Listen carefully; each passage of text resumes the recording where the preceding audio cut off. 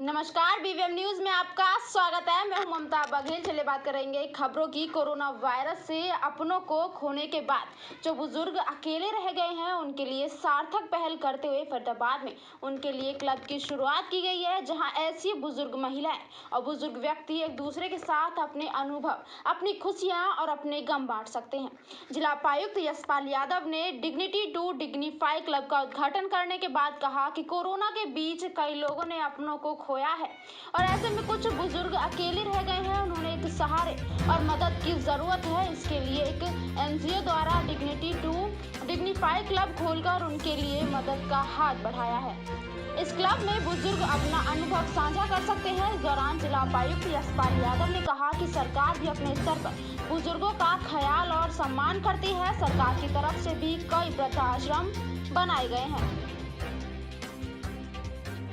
में देखा था, बहुत लाचार देखा था, जो कोविड में बिल्कुल फैमिली से अलग थे, सर्वेंट भी छोड़ के भाग गए थे। They are not poor people, they are dignified people. Some are from army, defence department, some are of they are I mean they are all some are businessmen, some are police officers. They all are dignified, but they want time. So I just started this mission for giving them much and more time, and with I just want to make their life as happy as they want, because we are also living a cheerful life. तो मैंने ये जो cheerful life का जो idea था, because they have felt lots of miserable condition during this COVID phase. तो अभी जब मैंने ये सोचा कि मुझे ये डिग्निटी टू डिग्निफाइड क्लब खोलना है, जो मैंने आपको अभी बताया भी कि जिन आंटी की वजह से मैंने सोचा था ये वो जो मिशन था मेरा, तो वो मिशन मैंने उसी टाइप के बुज़ुर्गों को लेके कि जो अपनी फैमिली से दूर रहते हैं और जो हाई प्रोफाइल लोग हैं और कोविड के दौरान जिनको सर्वेंट भी छोड़ के भाग गए थे, तो उनके लिए मैंने अपना टाइम साथ में, I just want to make their life थोड़ी एंटरटेनमेंट हो जाए उनकी लाइफ में, थोड़ा अम्यूज़मेंट आए उनकी लाइफ में, थोड़ी चीयरफुलनेस ना आए उनकी लाइफ में। ये सारा कुछ मैंने सोचा हुआ है, जो कि अभी आप देखेंगे मैंने अंदर। देखिए, इसका उद्देश्य ये है कि पोस्ट कोविड लोगों को काफ़ी ट्रॉमा हुआ है, कुछ लोगों ने अपने को खो दिया है, कुछ लोग खुद बहुत सफ़र कर रहे थे, तो उन सब लोगों को मेडिकल सपोर्ट और बाकी सपोर्ट ये लोग प्रोवाइड करवाना चाहते हैं। तो इस तरह के प्रयास हमेशा ही अच्छे होते हैं। अगर किसी भी वृद्ध व्यक्ति को आप सपोर्ट करते हैं, उसको किसी भी की हरियाणा के कैबिनेट मंत्री मूलचंद शर्मा ने कहा कि महिला दिवस के मौके पर महिलाओं के लिए स्पेशल बस सेवा दी जाएगी। उन्होंने कहा कि किसान आंदोलन में घुसपैठिए घुसे हुए हैं, सरकार किसी के ऊपर कानूनों को थोपना नहीं चाहती है।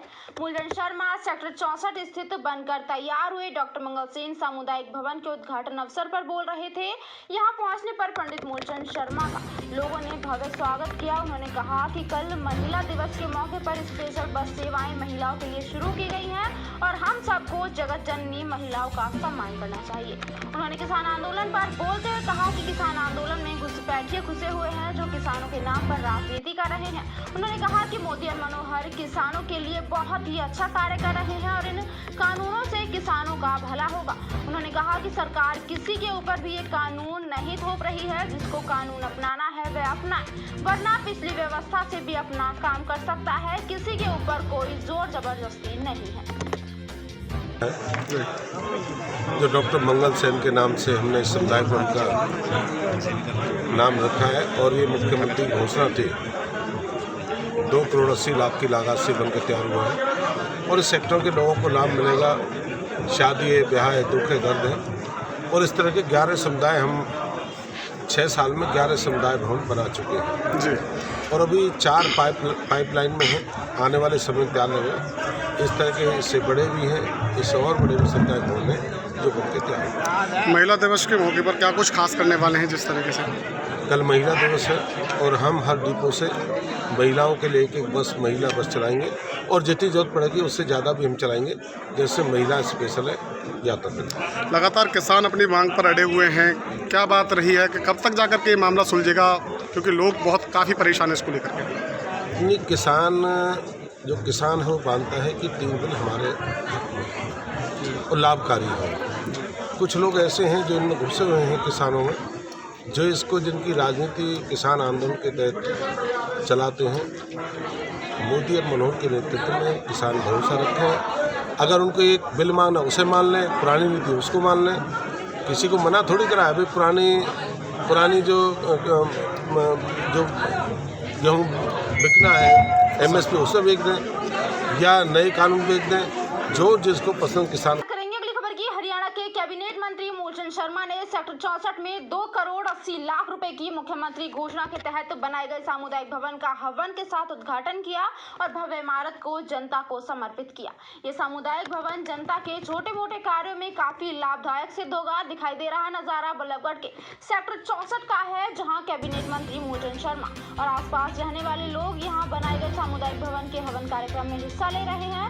मुख्यमंत्री मनोहर लाल खट्टर ने सेक्टर 64 में सामुदायिक भवन की एक रैली में घोषणा की थी। मंत्री ने अपने विधानसभा क्षेत्र में मोहना रोड सेक्टर 64 सामुदायिक भवन का विधिवत हवन और पूजा के साथ उद्घाटन करते हुए कहा कि बल्लभगढ़ विधानसभा में लगभग 1 दर्जन सामुदायिक भवनों का निर्माण कराया जा रहा है, जिससे गरीब व्यक्ति अपने सामाजिक व धार्मिक कार्यक्रम को सामुदायिक भवन के अंदर कर सके।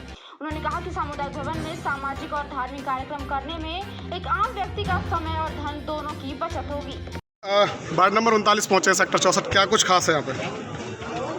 आज समुदाय भवन का उद्घाटन करा है, जो डॉक्टर मंगल सेन के नाम से हमने इस समुदाय भवन का नाम रखा है। और ये मुख्यमंत्री घोषणा थी, 2 करोड़ 80 लाख की लागत से बनकर तैयार हुआ है। और इस सेक्टर के लोगों को लाभ मिलेगा, शादी है, ब्याह है, दुख है, दर्द है। और इस तरह के 11 समुदाय हम 6 साल में 11 समुदाय भवन बना चुके हैं जी। और अभी 4 पाइपलाइन में हैं, आने वाले समय में तैयार लगे। इस तरह के इससे बड़े भी हैं, इससे और बड़े भी समुदाय भवन हैं जो बनके तैयार हैं। महिला दिवस के मौके पर क्या कुछ खास करने वाले हैं जिस तरीके से? कल महिला दिवस है और हम हर डिपो से महिलाओं के लिए एक बस महिला बस चलाएंगे और जितनी जरूरत पड़ेगी उससे ज़्यादा भी हम चलाएंगे, जैसे महिला स्पेशल है यात्रा। लगातार किसान अपनी मांग पर अड़े हुए हैं, क्या बात रही है कि कब तक जाकर के ये मामला सुलझेगा, क्योंकि लोग बहुत काफ़ी परेशान है इसको लेकर के? जो किसान है वो मानता है कि 3 दिन हमारे लाभकारी हो। कुछ लोग ऐसे हैं जो इनमें घुसे हुए हैं किसानों में, जो इसको जिनकी राजनीति किसान आंदोलन के तहत चलाते हैं। मोदी और मनोहर के नेतृत्व में किसान भरोसा रखे हैं। अगर उनको एक बिल मांगना उसे मान लें, पुरानी नीति उसको मान लें, किसी को मना थोड़ी करा है। अभी पुरानी जो गेहूँ बिकना है MSP उसे बेच दें या। बात करेंगे अगली खबर की। प्रधानमंत्री डिस्ट्रिक्ट वेंडर आत्मनिधि योजना के तहत फरीदाबाद के बल्लभगढ़ में वीडियो कार्यालय में कैंप का आयोजन कर रेहड़ी पटरी वालों को लोन मुहैया कराया जा रहा है। बता दें कि पहला कैंप 27 फरवरी को लगाया गया था, जिसके बाद 6 मार्च को इस कैंप का आयोजन किया गया है और आने वाली 13 मार्च को इस कैंप का आयोजन किया जाएगा। गौरतलब है कि पूरे हरियाणा में इस योजना का लाभ सबसे पहले फरीदाबाद जिले के लोगों को मिल रहा है, जिसका लाभ रेहड़ी पटरी वाले दुकानदार भी खूब उठा रहे हैं। इस मौके पर नगर निगम के अधिकारी सरकार प्रशासन से जानकारी देते हुए बताया कि भारत सरकार की इस योजना का लाभ देने के लिए सबसे पहले हरियाणा के फरीदाबाद जिले को ही चुना गया है। निगम के अधिकारी ने बताया कि ये स्पेशल कैंप 6 मार्च से 13 मार्च को फरीदाबाद के अलग अलग इलाकों में लगाया जाएगा। उन्होंने बताया कि 27 फरवरी को ये कैंप नगर निगम फरीदाबाद में लगाया गया था और आज ये कैंप वीडियो ऑफिस बल्लभगढ़ में लगवाया गया है और आने वाली 13 मार्च को ये कैंप नगर निगम फरीदाबाद में लगवाया जाएगा। इस योजना के तहत रेहड़ी पटरी वालों को इस योजना का लाभ मिल रहा है। रामगोपाल जी। रामगोपाल, कहाँ से हैं आप? मैं जी बाटा रेलवे स्टेशन के पास से हूँ जी। क्या काम करते हैं? सब्जी का जी। सब्जी का? सब्जी रेडी लगाते हैं? हाँ जी। लोन मिल रहा है तो आपको किस तरीके से, क्या कोई दिक्कत आ रही लोन मिलने में? मेरे को कोई दिक्कत नहीं मिली जी। मेरे को ये सर्टिफिकेट बनवाने गया था, तीसरे दिन फोन आ गया था बैंक से जी। तो मैं बैंक गया जी, तो मैंने जितनी भी कागज कार्रवाई होती है मेरे को साइन वाइन करने, खाली आधार कार्ड दिया था मैंने और मेरे को कोई परेशानी मिली। बैंक ने मेरे को लोन सादा तरीके से मेरे को बहुत बढ़िया दिया, मेरे को कोई परेशानी हुई। कितना मिला लोन? 10,000 रुपये का लोन मिला जी। तो क्या क्या डॉक्यूमेंट की जरूरत पड़ी आपको? मेरे को जी आधार कार्ड मंगाया था बैंक ने बस, और बाकी ये सर्टिफिकेट ले गया था बस। अच्छा, और कुछ नहीं लेगा जी। कितना सही मानते हैं, कितना अच्छा मतलब तरीका है? मैं तो जी बहुत ही करेंगे बढ़ती महंगाई का। एक तरफ जहां पेट्रोल डीजल के दामों में लगातार बढ़ोतरी हो रही है, तो वहीं गैस के दाम भी बढ़ रहे हैं। बढ़े हुए गैस के दामों से परेशान ग्रामीण महिलाओं ने अब दोबारा से अपने चूल्हे जलाने शुरू कर दिए हैं। उनका कहना है कि वे 800 का सिलेंडर भरवाएं या फिर अपने बच्चों को पालें। सरकार को उनकी तरफ से भी सोचना चाहिए। लगातार बढ़ती महंगाई पर लगाम लगानी चाहिए। सरकार ने ग्रामीण क्षेत्र की महिलाओं को उज्ज्वला योजना के तहत घर घर गैस कनेक्शन दिलवाए, लेकिन अब सिलेंडर के दाम बढ़ने से उज्ज्वला योजना धूल फांक रही है। दिखाई दे रहा नजारा ग्रामीण आंचल का है, जहां पर घरों में महिलाएं अब चूल्हा जलाकर परिवार का खाना बनाती हुई दिखाई दे रही हैं।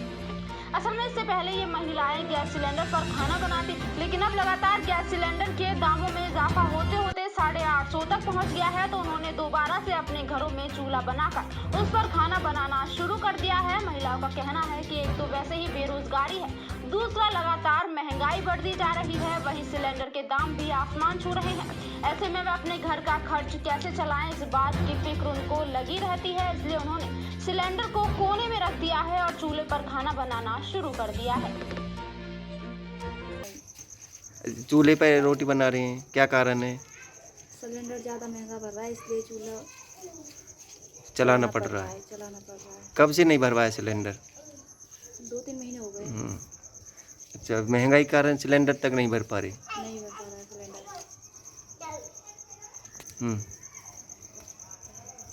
वैसे सरकार सिलेंडर नहीं है, सरकार ने सिलेंडर तो दिए हैं।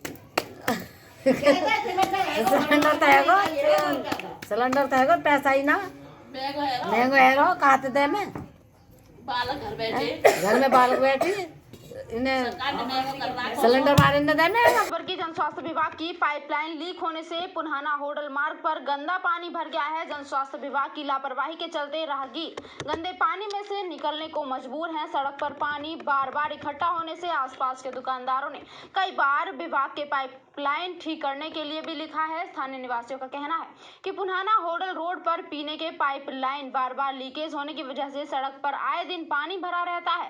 पाइपलाइन लीकेज की वजह से पीने का गंदा पानी वापस उसी पाइपलाइन में चला जाता है, जिस गंदे पानी को शहरवासी ही नहीं बल्कि जिन गांव में ये वाटर सप्लाई लाइन जा रही है वहां के मूल निवासी भी इस गंदे पानी को पीने को मजबूर हैं। उनका कहना है कि इस मामले को लेकर जन स्वास्थ्य विभाग के अधिकारियों के साथ साथ नगर पालिका को भी कई बार लिखित शिकायत दी जा चुकी है। ये पाइपलाइन आए दिन लीक होती है, जिसकी जन स्वास्थ्य विभाग द्वारा कई बार जोड़ा भी जा चुका है, लेकिन बार बार टूटने की वजह से ये समस्या चस की तस बनी हुई है। वहीं लोगों का कहना है कि सड़क के समीप जो दुकानदार हैं उनके साथ उनके ग्राहकों को भी गंदे पानी से निकल कर जाना पड़ता है। वहीं जन स्वास्थ्य विभाग के कनिष्ठ अभियंता मुफीद का कहना है कि शिकायत मिली है, तुरंत मौके पर जाकर पाइपलाइन को ठीक कराने के लिए कर्मचारियों को भेज दिया गया है। और पेट्रोल पंप के सामने अनिल पेट्रोल पंप ये पानी भरा हुआ, पता नहीं ये लीकेज लाइन की है या गटर की है, किस चीज़ की नहीं है। ये सारा पानी जो हो रहा है ना, ये गंदा पानी सप्लाई हो रहा है। ये पानी इसमें से निकलता फिर उसी लाइन में चला जाता, फिर अब पता नहीं इसको सुनाई कर रहे नहीं कर रहे। आप लोगों को क्या परेशानी हो रही है? ये परेशानी जी, अपनी दुकान है, होटल भी है, अब सामने पानी भरा हुआ तो परेशानी तो है ना। ग्राहकों को क्या परेशानी है? ग्राहकों की परेशानी, ग्राहक हमें के निकल नहीं पाते सामान के लिए, फिर दुकानदार बाहर निकल सकते, इतना पानी भरा हुआ। नगर पालिका को शिकायत दी है? हाँ, नगर पालिका कई बार शिकायत दी, नगर पालिका कर रहे और पानी इसमें मतलब आगे रुका हुआ सारा नाला, यहाँ इधर उधर पानी भर जाता है। परेशानी मोटरसाइकिल वगैरह लू और मतलब कपड़े वगैरह सारा परेशानी हो रही है। हाँ, वो भी हो रहा होगा, लेकिन ये नाला की वजह से भी वाटर सप्लाई की पता नहीं कहाँ से आ रहा है पानी, ये यहाँ जमा हो रहा है, इकट्ठा हो रहा है पानी। अब ये तो इधर से ही आ रहा होगा, कोई थोड़े ऊपर वाला गिर रहा है इसको, तो अभी नीचे से ही आ रहा अभी। अगर तो पीने वाला पानी है, ये मतलब है कि पीने की दिक्कत हो रही है, वहाँ से पानी आ रहा है, ये लीक हो रहा है, कई जगह से लीकेज हो रहा है ये। और इसमें ही निकलने जगह है नहीं, इसमें ये आटा हुआ है, इसलिए रोड पे पानी की वजह से मतलब है कि यहाँ परेशानी हो रही है। बात करेंगे महिला दिवस को लेकर। भिवानी के बाल भवन परिसर में महिला एवं बाल विकास विभाग द्वारा अंतर्राष्ट्रीय महिला दिवस सप्ताह कार्यक्रम के तहत किशोरी मेला सहित अनेक कार्यक्रम आयोजित किए गए। किशोरी मेला में मिस इंडिया मनिका शयोकल ने बतौर मुख्य अतिथि के रूप में शिरकत की। इस अवसर पर भिवानी के जिला उपायुक्त जयवीर सिंह आर्या, पुलिस अधीक्षक अजीत सिंह, SDM महेश कुमार व DPO परिणीत गोस्वामी सहित अनेक अधिकारी उपस्थित रहे। किशोरी मेले में जिला प्रशासन से जुड़े जुड़े अनेक विभागों के द्वारा स्टॉल व प्रदर्शनी लगाई गई, जिसके तहत महिला सशक्तिकरण को लेकर संदेश भी दिया गया।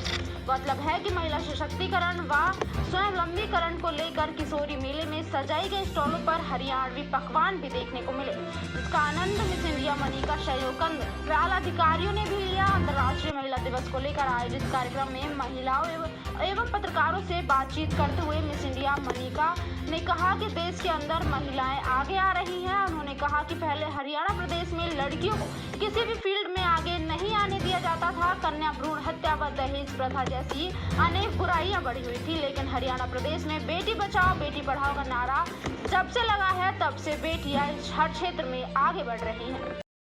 जॉब्स के लिए और वो अपना बिजनेस कर रही है, तो बहुत इंस्पायरिंग स्टोरी है यहाँ पे और मुझे बहुत अच्छा लगा यहाँ। महिला सशक्तिकरण को लेकर क्या मैसेज हो? आजकल महिलाओं के साथ अत्याचार होते हैं कई प्रकार के। पहले हरियाणा का नाम कोई भी लेता है तो बहुत से यही सवाल पूछते हैं कि हरियाणा में लड़कियों की कंडीशन अच्छी नहीं है, भ्रूण हत्या है, उनके साथ अच्छा व्यवहार नहीं होता, उन्हें आगे नहीं जाने दिया जाता।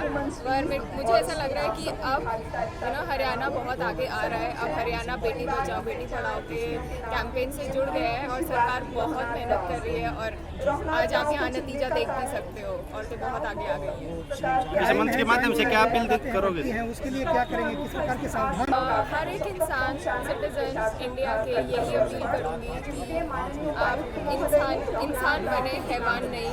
और औरतें आपकी बहन माँ और बेटियाँ भी होती है, तो उनको उस नज़र से देखिए। आप जिससे रैंक मैं बस यही कहूँगी आप पढ़ाई करिए, क्योंकि एजुकेशन बहुत ज़रूरी है। आपको कहीं भी लेके जाने के लिए आपको एक पढ़ाई करनी ज़रूरी होती है, ताकि आप इतने स्टेबल होएं और इतने जागरूक होएं कि आपके आसपास क्या हो रहा है। और फिर सक्सेस का कोई शॉर्टकट नहीं होता, तो खूब मेहनत करिए और बस इंजॉय करिए ज़िंदगी को, कि एक ही बार मिलती है, तो उसका खूब लाभ उठाइए और बस आपको जहाँ जाना है आप पहुँच जाइए। आगे आपका क्या टारगेट है, क्योंकि मिस वर्ल्ड वगैरह जैसे?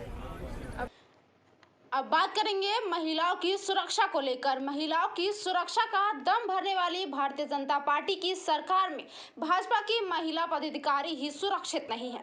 कोसली विधानसभा के गांव कन्हौरा निवासी रेणु ने बताया कि वह आगामी सरपंच चुनाव लड़ना चाहती है, लेकिन कुछ लोगों को उसके चुनाव लड़ने पर आपत्ति होने की वजह से जानलेवा हमला करवा रहे हैं।